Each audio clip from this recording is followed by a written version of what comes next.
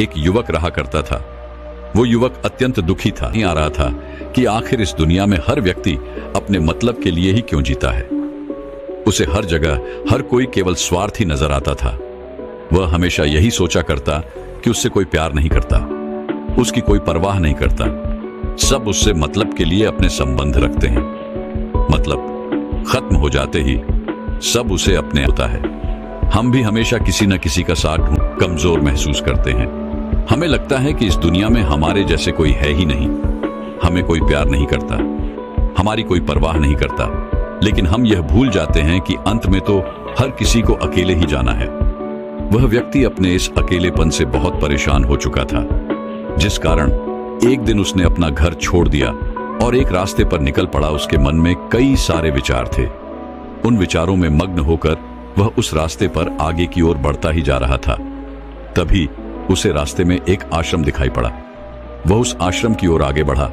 तभी उसने देखा कि एक गुरु अपने शिष्यों को ध्यान करना सिखा रहे हैं और उन्हीं शिष्यों में से एक शिष्य ने अपने गुरु से कहा, है गुरु, आखिर यह ध्यान क्या है और इस ध्यान को करने से हमें क्या लाभ। तभी वह गुरु अपने उस शिष्य के इस सवाल का जवाब देते हुए कहते हैं, पुत्र, ध्यान ही सच है और ध्यान हमें अकेला कर देता है। हम जितने ज्यादा अकेले होते जाते हैं उतना ही हम ध्यान में उतरते चले जाते हैं और यही अकेलापन तुम्हें सत्य के मार्ग पर ले जाता है, तुम्हें सत्य की प्राप्ति करवाता है। वह युवक आश्रम के बाहर खड़े होकर यह सब कुछ देख रहा था, सुन रहा था।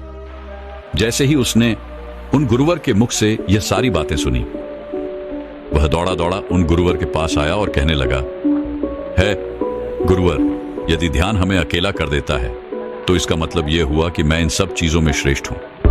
आप तो ध्यान का सहारा लेकर अकेले होते हैं, लेकिन मैं तो ऐसे ही अकेला हूं। मेरा ऐसा कोई नहीं है जिसे मैं अपना कह सकूं, जो मेरी परवाह करता हो, जो मेरा ख्याल रखता हो, और मैं अपनी राह पर अकेला ही चलता चला जा रहा हूं। उस व्यक्ति की ये सारी बातें सुनकर उन गुरुवर ने उस व्यक्ति को ध्यानपूर्वक देखा और उसके बाद उससे कहते हैं, भंते, अगर तुम अकेले हो तो तुम्हारे पीछे तुम्हारा पूरा परिवार, तुम्हारे मित्र, तुम्हारे शत्रु, तुम्हारे सगे संबंधी, इन सब को लेकर तुम कहां जा रहे हो। उन गुरुवर के मुख से यह बात सुनकर वह व्यक्ति चौंक उठा और उसने तुरंत ही पीछे मुड़कर देखा तो वहां पर कोई नहीं था। तभी वह उन गुरुवर से कहता है गुरुवर, कौन है मेरे पीछे? कोई तो नहीं, न मेरे परिवार वाले, न मेरे मित्र, न मेरे शत्रु और न ही मेरे सगी संबंधी। मैं तो सबको पीछे छोड़ आया हूं क्योंकि कोई मुझे नहीं पूछता, कोई मेरी परवाह नहीं करता, कोई मेरा ख्याल तक नहीं रखता, यहां तक कि मेरी कोई आवाज तक नहीं सुनना चाहता। लेकिन जब किसी के ऊपर कोई समस्या आती है तो वह मुझे अवश्य याद करता है, पर बाकी समय पर वह मुझे पूछते तक नहीं। उन्हें यह तक खबर नहीं होती कि मैं किस हाल में हूं, मैं जिंदा भी हूं या नहीं। उन सबको इन सब चीजों से कोई फर्क नहीं पड़ता। उन गुरुवर ने उस व्यक्ति की यह सारी बातें ध्यानपूर्वक सुनी और उसके बाद उस युवक से कहते हैं, भंते, तुम सही कह रहे हो, लेकिन जब तक तुम इन सभी को छोड़कर नहीं आते तब तक तुम भला अकेले कैसे हो सकते हो। वह व्यक्ति एक बार फिर से आश्चर्यचकित होकर पीछे मुड़कर देखता है और फिर उन गुरुवर से कहता है गुरुवर, यहां पर तो कोई नहीं है, मैं अकेला ही यहां पर आया हूं। लग रहा है कि आप मेरा मजाक उड़ा रहे हैं। मेरे पीछे कोई नहीं है, आप खुद देख सकते हैं, तो फिर आप ऐसा क्यों कह रहे हैं कि जाओ और इन्हें छोड़कर आओ। जब मेरे साथ कोई है ही नहीं तो मैं भला उन्हें कहां छोड़ूं, कैसे छोड़ूं। उस युवक की ये सारी बातें सुनकर वह गुरुवर मुस्कुराने लगे और उस युवक से कहते हैं, भंते, आखिर तुम मुझसे क्या चाहते हो। इस पर वह युवक उन गुरुवर से कहता है गुरुवर, मैं आपका शिष्य बनना चाहता हूं, मुझे कोई साथी चाहिए, मुझे अपना शिष्य बना लीजिए, मैं जीवन भर आपका आभारी रहूंगा। उस युवक की यह बातें सुनकर उन गुरुवर ने कहा, भंते, तुम चाहो तो यहां पर 1 महीने रह सकते हो, उसके बाद ही मैं यह निर्णय कर पाऊंगा कि क्या मुझे तुम्हें अपना शिष्य बनाना चाहिए या फिर नहीं। लेकिन तुम्हें मेरी एक बात माननी होगी, तुम्हें इन 30 दिनों के अंदर ध्यान का अभ्यास करना होगा। अगर तुम ये कर सकते हो तो तुम यहां पर अगले 1 महीने के लिए रुक सकते हो, अन्यथा तुम्हारे लिए यहां पर कोई जगह नहीं। उस व्यक्ति ने काफी सोच विचार कर उन गुरुवर से कहा, गुरुवर, आप जैसा कहेंगे मैं वैसा ही करूंगा। आप चाहते हैं कि मैं इन 30 दिनों में ध्यान का अभ्यास करूं, तो मैं यह करने के लिए तैयार हूं। उस व्यक्ति ने उन गुरुवर की बात मान ली और आश्रम में ही रुक गया। अगले दिन सुबह सुबह वह गुरुवर, तुम किससे बात कर रहे हो? तुम्हारा ध्यान कहां है? इस पर वह व्यक्ति जवाब देते हुए कहता है गुरुवर, मेरे साथ तो कोई नहीं है, मैं भला किससे बात करूंगा, मैं तो अकेला हूं। तभी वह गुरुवर उस व्यक्ति से कहते हैं, ठीक है, लेकिन अब ध्यान लगाओ, क्योंकि तुमने मुझे वचन दिया था कि इन 30 दिनों में तुम ध्यान का अभ्यास करोगे। उन गुरुवर के कहने पर वो व्यक्ति ध्यान करने बैठ जाता है, लेकिन पहले दिन उसे ध्यान करने में बहुत तकलीफें आती हैं, बहुत सारी परेशानियों का सामना करना पड़ता है। यहां तक कि वो ढंग से लगातार बैठ भी नहीं पा रहा था। उसके पैर मानो सुन्न से हो जाते और उसका पैर मानो काम करना ही बंद कर देता। ये सारी बातें वह गुरुवर देख रहे थे। तभी उन गुरुवर ने उस व्यक्ति से कहा, बनते, तुम जितना देर चाहो उतना देर बैठ सकते हो। ये ऐसा कोई जरूरी नहीं है कि तुम एकाएक लगातार बैठे ही रहो। ये हो। इतना कहकर वह गुरुवर वहां से चले गए। अगले दिन सुबह सुबह फिर वह उस व्यक्ति के पास आए और उस व्यक्ति से कहने लगे, भंते कौन है? किससे बातें कर रहे हो? कोई आया है क्या? उन गुरुवर की इस बात का जवाब देते हुए वह व्यक्ति उन गुरुवर से कहता है गुरुवर, यहां पर तो कोई नहीं है, आप खुद देख लीजिए, मैं भला किससे बातें करूंगा। तभी वह गुरुवर एक बार फिर उस व्यक्ति से कहते हैं, चलो ध्यान का अभ्यास करो। तभी वह व्यक्ति उन गुरुवर से कहता है गुरुवर, क्या केवल आंखें बंद करके बैठ जाना, अगर इसे ही ध्यान कहते हैं तो यह तो बड़ा ही आसान है और इसे तो कोई भी कर सकता है, केवल आंखें बंद करके बैठना ही तो है। इसका जवाब देते हुए वह गुरुवर उस व्यक्ति से कहते हैं, भंते केवल आंखें बंद करके बैठ जाना इसे ध्यान नहीं कहते। ध्यान करने के लिए तुम्हें अपने मन को एकाग्र करना होगा, अपने मन को किसी एक चीज पर लगाना होगा। वह कोई भी चीज हो सकती है, बाहर की कोई आवाज या तुम्हारे भीतर से आने वाली ये सांसें, इन सांसों के अंदर और बाहर होने की आवाज। तुम ऐसी किसी भी चीज पर ध्यान लगा सकते हो जो लगातार वर्तमान समय में घट रही है, ताकि तुम्हारा पूरा ध्यान उस चीज पर एकाग्र हो और तुम्हारा ध्यान कहीं भी भटके नहीं, जिस कारण तुम उस पर ध्यान लगा पाओगे। और एक बात और याद रखना, जब तुम उस चीज पर ध्यान लगाओगे तो तुम्हारा ध्यान हटना नहीं चाहिए। इतना कहकर वह गुरुवर वहां से चले गए। अगले दिन जब वह सुबह सुबह एक बार फिर उस व्यक्ति से मिलने आए तो उन्होंने एक बार फिर उस व्यक्ति से कहा, भंते आज कौन आया है? किससे बातें कर रहे हो? बड़ी जोर जोर से आवाज आ रही है। तुम यहां पर खुद शांति पाने आए हो या फिर दूसरों को अशांत करने के लिए? वह व्यक्ति उन गुरुवर से कहता है गुरुवर, पर यहां पर तो कोई है ही नहीं, तो मैं भला किससे बात करूंगा? यहां तक कि अभी तक मेरे मुख से एक शब्द तक नहीं निकला है, तो फिर आपको कैसे जोर जोर की आवाजें कहां से आ रही हैं? और जब मैंने एक शब्द भी नहीं बोला तो मैं भला दूसरों के लिए अशांति का कारण कैसे बन सकता हूं? तभी वह, ठीक है, चलो ध्यान का अभ्यास करो। तभी वह व्यक्ति उन गुरुवर से कहता है गुरुवर, मेरा एक प्रश्न है, क्या मैं आपसे पूछ सकता हूं?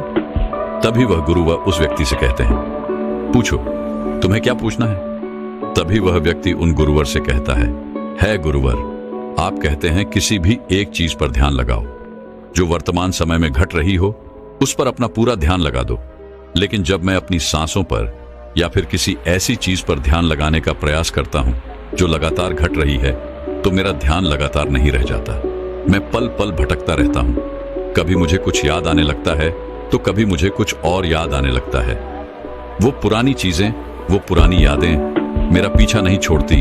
आपके कल यहां से चले जाने के बाद मैंने ध्यान करने के लिए बहुत प्रयास किया, लेकिन वह पुरानी यादें बार बार मुझे याद आ रही थी, जिस कारण मैं एक चीज पर ध्यान लगा ही नहीं सका। तो अब मुझे क्या करना चाहिए? उस व्यक्ति की यह सारी बातें सुनकर वह गुरु मुस्कुराने लगे और वहां से चले गए। उन गुरुवर की हंसने की वजह उस व्यक्ति को समझ नहीं आई। अगले दिन सुबह सुबह एक बार फिर वह गुरुवर उस व्यक्ति के पास पहुंचे और कहा, भंते, ये तुम क्या कर रहे हो? इतना आलस, चारों ओर आलस ही आलस फैला हुआ है। अपने पास से आलस को भगाओ, अन्यथा यह तुम पर हावी हो जाएगा और फिर तुम हमेशा इसके अधीन बनकर रहोगे।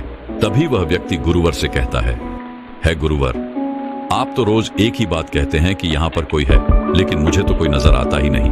आप ही बताइए, यहाँ पर कौन है? तभी वह गुरु वह उस व्यक्ति से कहते हैं, ठीक है चलो अभ्यास के लिए चलते हैं। तभी वह व्यक्ति उन गुरुवर से कहता है गुरुवर, मेरा एक प्रश्न है, आपकी आज्ञा हो तो मैं आपसे पूछना चाहता हूं। है गुरुवर उस व्यक्ति से कहते हैं, हाँ पूछो क्या प्रश्न है तुम्हारा।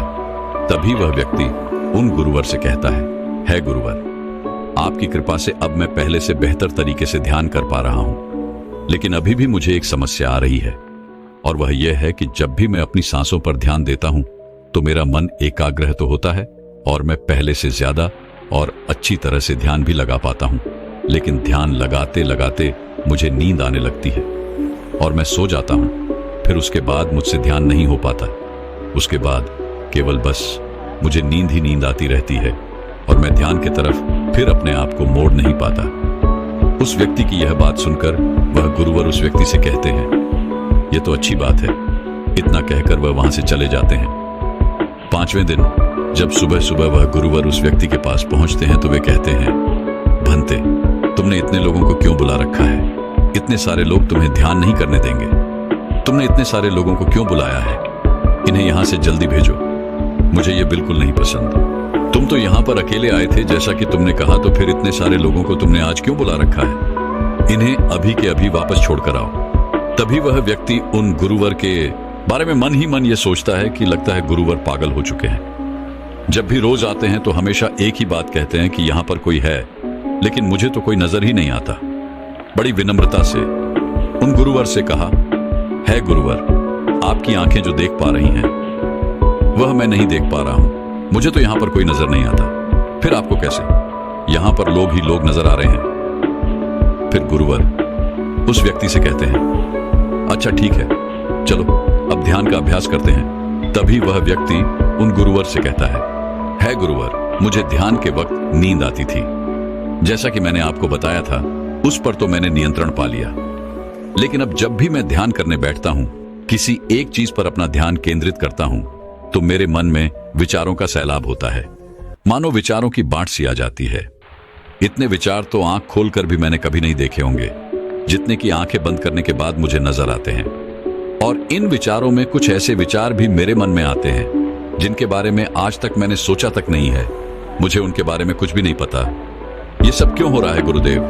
उन गुरुवर ने उस व्यक्ति की यह बात सुनकर उस व्यक्ति से कहा, अच्छा ऐसा हो रहा है। इतना कहकर वह गुरुवर वापस चले गए। अगले दिन सुबह सुबह वह गुरुवर एक डंडा लेकर उस युवक के पास पहुंचे और एक डंडा जड़ते हुए उस युवक से कहते हैं, मैंने तुम्हें पहले ही कहा है, इतने सारे लोग मुझे पसंद नहीं, तुम्हें इन्हें छोड़कर आना होगा। आखिर तुम रोज रोज इन्हें क्यों ले आते हो? इतनी भीड़ इकट्ठा करके तुम्हें क्या लाभ? आज के बाद यह यहाँ पर नहीं आने चाहिए, इस बात का ख्याल रखना। यदि आज के बाद यहाँ पर कोई भी नजर आया और तुम्हारी बक बक मुझे सुनाई पड़ी तो मैं तुरंत ही तुम्हें इस आश्रम से निकाल दूंगा।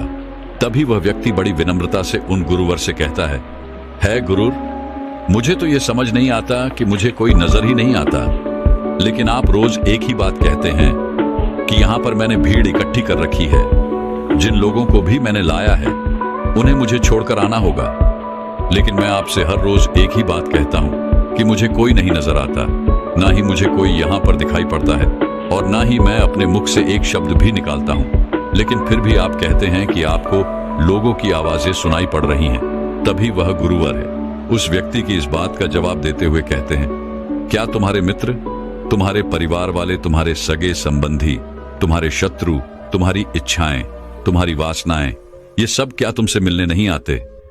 वह व्यक्ति उन गुरुवर से कहता है, नहीं गुरुदेव, मुझसे कोई मिलने नहीं आता। मैं तो यहां पर अकेला ही आया था और अभी भी मैं अकेला ही हूं, मेरा कोई नहीं। तभी वह गुरु वह क्रोधित होकर उस झंडे से उस व्यक्ति पर एक और प्रहार करते हैं और कहते हैं, अभी बैठो, अभी ध्यान लगाओ, और यदि तुम्हारे ध्यान में कोई भी आता है तो मुझे बताओ।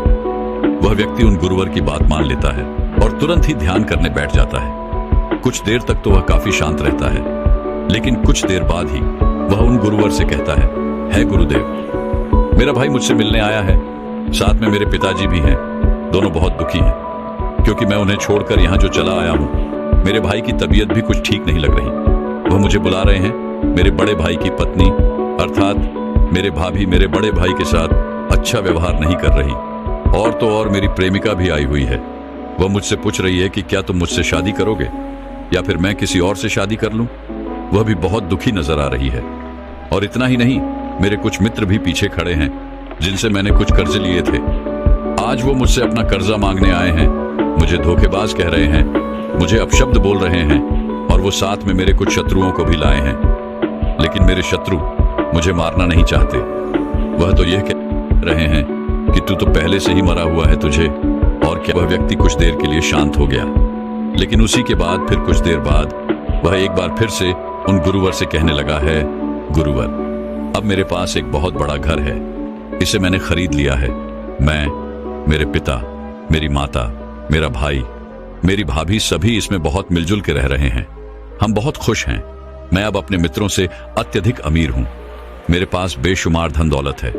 और तो और मैंने अपनी प्रेमिका से शादी भी कर ली है और इसका जश्न मना रहे हैं।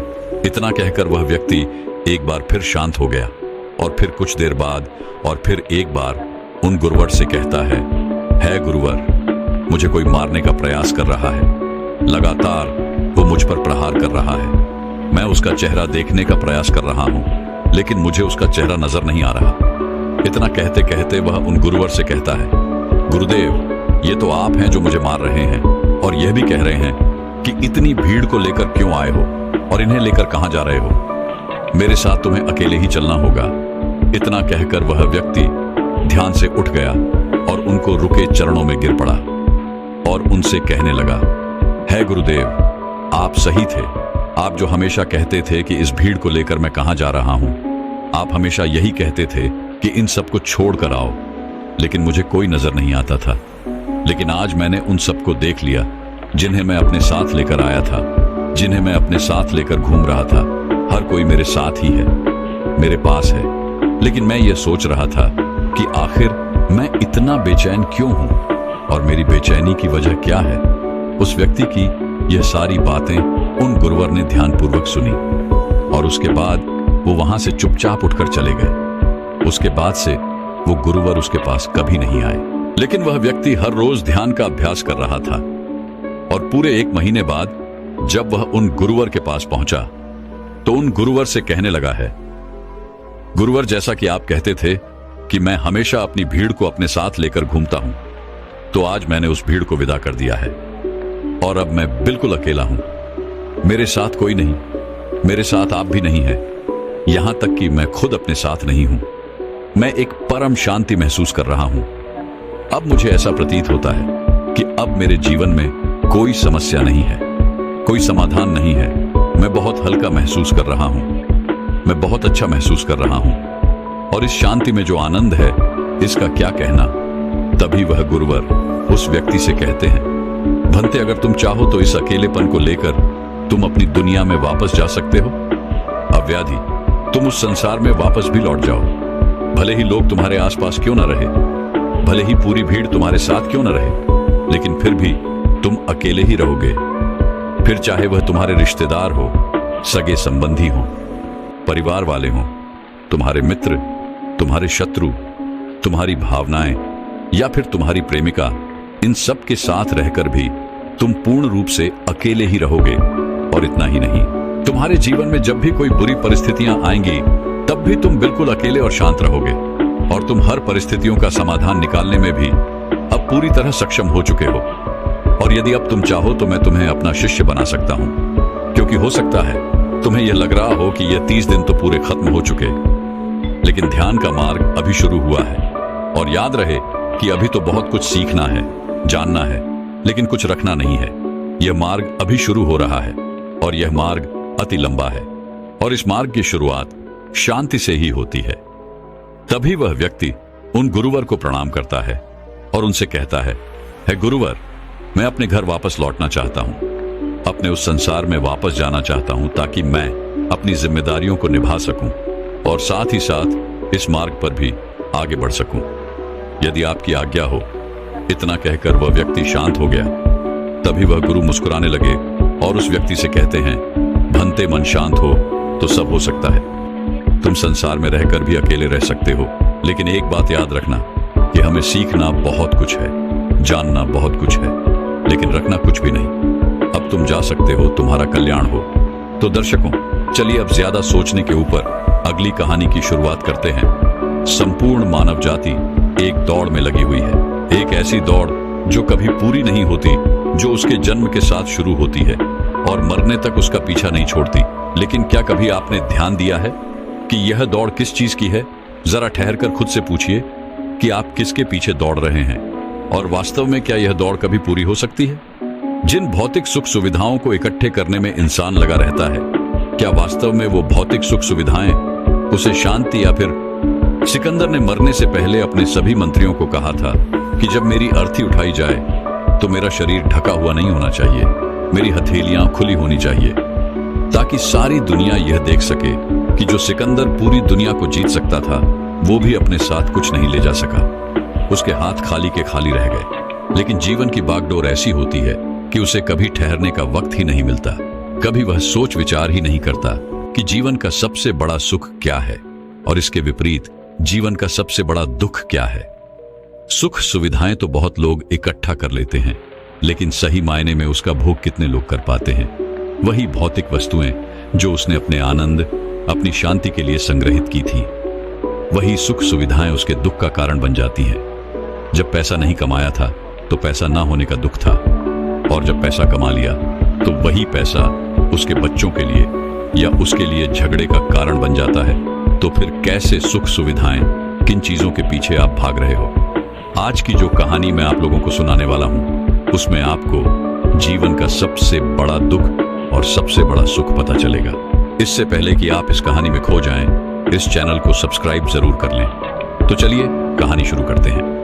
अपनी गरीबी के दिन याद करके सेठ धनानंद की आंखों में आंसू आ गए। आज उसने जीवन में सब कुछ हासिल कर लिया था। सारी सुख सुविधाएं उसके पास थी। घर में नौकर चाकर थे, हजारों लोग उसके नीचे काम करते थे, जो उसकी एक आवाज पर उसके पास खड़े होते थे। लेकिन फिर भी आज सब कुछ हासिल कर लेने के बाद भी वो दुनिया में अपने आप को सबसे गरीब आदमी समझ रहा था। आखिरकार अपनी गरीबी के दिन याद करके उसकी आंखों में आंसू आ गए। उसके पास कुछ नहीं था, लेकिन तब भी वो प्रसन्न रहता था। लेकिन आज सब कुछ होने के बाद भी वो प्रसन्न नहीं था। और दुनिया में वही आदमी सबसे गरीब होता है जो सब कुछ होते हुए भी अकेला महसूस करता है। उसे एहसास होने लगा था कि धन संपदा या भौतिक सुख सुविधाएं उसके मन की पूर्ति नहीं कर सकती। लेकिन अब तो बहुत देर हो चुकी थी। उसका पूरा जीवन बीत चुका था। अब पूरे जीवन की कमाई उसे व्यर्थ लगने लगी। उसे लगने लगा कि उसने जो कुछ कमाया वो सब यूं ही था, व्यर्थ था। ये एहसास उसे जीवन में पहले कभी नहीं हुआ था। काश उसे ये एहसास पहले हो गया होता तो वह ठहर जाता, रुक कर चिंतन करता कि जो चीज वह इकट्ठी कर रहा है, क्या वास्तव में वह इकट्ठी करने लायक है? अगर उसे यह बात पहले पता चल गई होती तो वो अपने जीवन में सार्थकता खोजने की कोशिश करता। वो उस रहस्य के बारे में खोज करता जो उसके मन की पूर्ति करता, जो उसका अकेलापन दूर करता, जो उसके जीवन को संपूर्ण बना देता।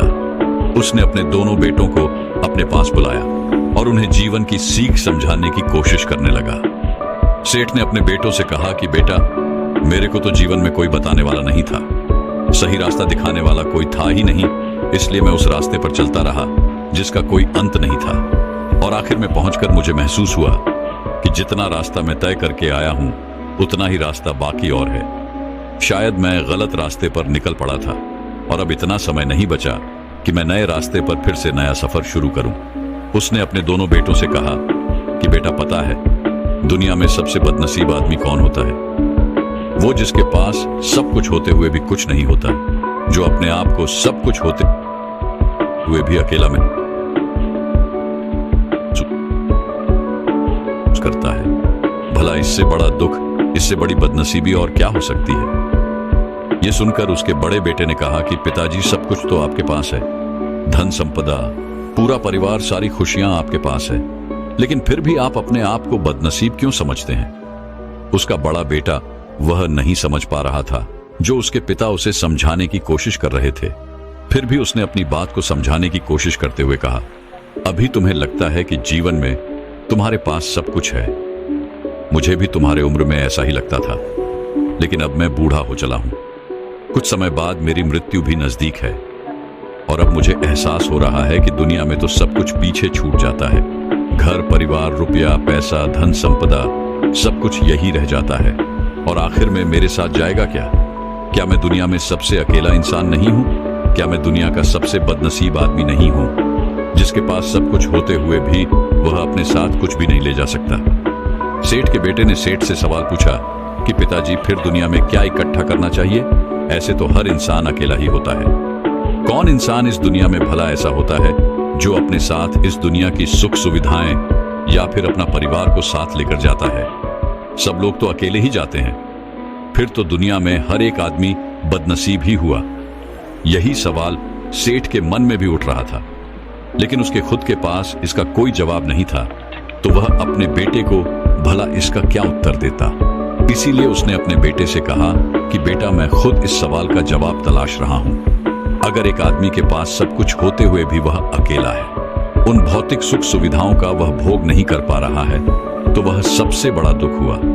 मैं मानता हूं दुनिया का सबसे बड़ा दुख यही है कि आपके पास सब कुछ होते हुए भी आप अकेलापन महसूस करो। लेकिन इसके विपरीत दुनिया का सबसे बड़ा सुख क्या हो सकता है? इस सवाल का जवाब तो मेरे बेटे मुझे भी नहीं पता। इसीलिए मैं यह चाहता हूं कि मेरे मरने से पहले जिस सवाल का जवाब मुझे नहीं मिला, वह जवाब तुम अपने जीवन में ढूंढो। और यकीन मानो, अगर तुमने अपने जीवन में इस सवाल का जवाब ढूंढ लिया तो तुम दुनिया के सबसे सुखी इंसान कहलाओगे। कहानी सुनाकर गुरु ने अपने शिष्यों से सवाल पूछा कि दुनिया में सबसे बड़ा सुख क्या होता है? सभी शिष्य ध्यानपूर्वक अपने गुरु की यह कहानी सुन रहे थे। संध्या का समय था। धीमी धीमी हवा चल रही थी, जिससे कि पेड़ की पत्तियां हिल रही थी। आसमान में पक्षी सहचा रहे थे। सूर्य अस्त होने को आया था और सभी शिष्य अपने गुरु से इस सवाल का जवाब जानना चाहते थे। लेकिन इससे पहले ही गुरु ने अपने शिष्यों से सवाल पूछ लिया। इसका उत्तर देते हुए एक शिष्य ने कहा कि गुरुदेव, दुनिया में सबसे सुखी इंसान वही है जिसका शरीर सुखी है। अगर आपके शरीर में बीमारियां हैं तो आपके पास कितनी भी भौतिक सुख सुविधाएं हों, आपके लिए वो व्यर्थ है। और इसके विपरीत, अगर आपका शरीर सुखी है, अगर आपका शरीर स्वस्थ है, तो चाहे आपके पास कुछ भी नहीं हो, लेकिन उसके बावजूद आप अपने जीवन में सुखी रहोगे। इसीलिए संसार का सबसे बड़ा धन हमारा शरीर होता है। यह सुनकर दूसरे शिष्य ने उसका विरोध करते हुए कहा कि गुरुदेव, दुनिया में बहुत से लोग ऐसे हैं जिनका शरीर एकदम स्वस्थ है, लेकिन बावजूद इसके वो अपने जीवन में सुखी नहीं है। मैं मानता हूं कि जीवन में सबसे ज्यादा सुखी वही इंसान है जिसका मन सुखी है। गुरु ने अपने इस शिष्य से सवाल किया कि अच्छा, ये बताओ कि मन को सुखी किस प्रकार किया जा सकता है? इसका जवाब देते हुए उस शिष्य ने कहा कि गुरुदेव, मन कभी भी संतुष्ट नहीं होता है। अगर हम किसी प्रकार मन को संतुष्ट करना सीख लें तो फिर हम किसी भी परिस्थिति में आनंद और शांति से रह सकते हैं। लेकिन समस्या यही होती है कि मन का भला कभी होता ही नहीं है। मन को चाहे कितना भी खिला दो, लेकिन उसकी भूख कभी पूरी नहीं होती। चाहे उसको कितना ही धन दे दो, लेकिन बावजूद इसका लालच बढ़ता ही जाता है। अब गुरु ने सभी शिष्यों को समझाना शुरू किया। गुरु ने कहा कि अज्ञानतावश मनुष्य कभी यह समझ नहीं पाता कि उसका मन हमेशा से खाली था, लेकिन व्यर्थ की चिंताएं, व्यर्थ के लक्ष्य अपने जीवन में बनाकर उसने अपने मन को बांध लिया। जिस मन की प्रवृत्ति हमेशा खाली रहने की थी, उसने उस मन को कूड़े कचरे से भर लिया। इसीलिए वह मन जो बचपन में हमेशा खाली रहता था, हर चीज में, हर खेल में आनंद ढूंढ लेता था, अकेले में भी आनंद पूर्वक, शांति पूर्वक रहता था, अब वही मन सब कुछ मिल जाने के बाद भी हमेशा दुखी रहता है। लेकिन अगर इंसान सिर्फ वर्तमान में रहना सीख ले, सिर्फ इतना सा होश प्रकट कर ले कि उसे हमेशा वर्तमान में रहना है, ना तो भविष्य की कल्पनाओं में, ना अतीत की यादों में, सिर्फ वर्तमान में, सिर्फ इस एक सूत्र से वो अपने पूरे जीवन को बदल सकता है। वर्तमान में रहकर सभी सूक्ष्म सुविधाओं का भोग करना, पूर्ण होश के साथ, पूर्ण आनंद के साथ हर एक चीज का भोग करना, सिर्फ यही जीवन को सुखी बना सकता है। हम हर चीज को, हर काम को, हर रिश्ते को आधे अधूरे मन से निभाते हैं। जैसे कि खाना खाते समय हमारा दिमाग कहीं रहता है, हमारा शरीर कहीं रहता है, और इसीलिए जब शरीर और मन में दूरी पैदा होती है तो उससे तनाव पैदा होता है। अगर आपका शरीर और आपका मन और मस्तिष्क सभी एक जगह पर संगठित होना सीख लें, तो फिर आप अपने जीवन में उस शांति, उस आनंद का एहसास कर पाएंगे जो बड़े बड़े योगी पहाड़ों में तपस्या करके प्राप्त करते हैं। लेकिन इसके लिए जीवन में ज्ञान के प्रकाश का उदय होना बहुत आवश्यक है, क्योंकि अज्ञानता में आप अपने मन को कभी नहीं समझ पाएंगे। मन को समझना इस दुनिया का सबसे कठिन कार्य होता है। अगर आप अपने मन को जबरदस्ती वर्तमान में खींच कर लाने की कोशिश करेंगे तो आप बहुत जल्दी परेशान हो जाएंगे। ये कार्य बड़े धीरे धीरे, बड़ी निष्ठा और प्रेम के साथ किया जाता है, बड़े संयम के साथ किया जाता है। अगर आप इसको जबरदस्ती करने की कोशिश करेंगे तो आप तनाव में आ जाएंगे, आप बहुत जल्दी हार मान लेंगे। इसलिए कदम कदम पर आगे बढ़ा जाए तब मंजिल सामने ही है। और यह कहकर गुरु ने सभी शिष्यों से कहा कि अब हम ध्यान करेंगे। ध्यान करने से मनुष्य का मन, उसका मस्तिष्क वर्तमान में स्थापित होना सीख जाता है। धीरे धीरे प्रतिदिन ध्यान का अभ्यास करने से वह उस आनंद और शांति का अनुभव कर पाता है जो सांसारिक वस्तुओं में कहीं नहीं मिलता, जो किसी भौतिक सुख सुविधा में नहीं मिलता। और इसके बाद सभी शिष्य अपने गुरु के साथ ध्यान में लीन हो गए। दोस्तों, मैं उम्मीद करता हूं कि यह कहानी सुनने से आपके जीवन में अच्छे बदलाव आए होंगे। आपको इस वीडियो से क्या सीखने मिला, ये कमेंट करके जरूर बताएं।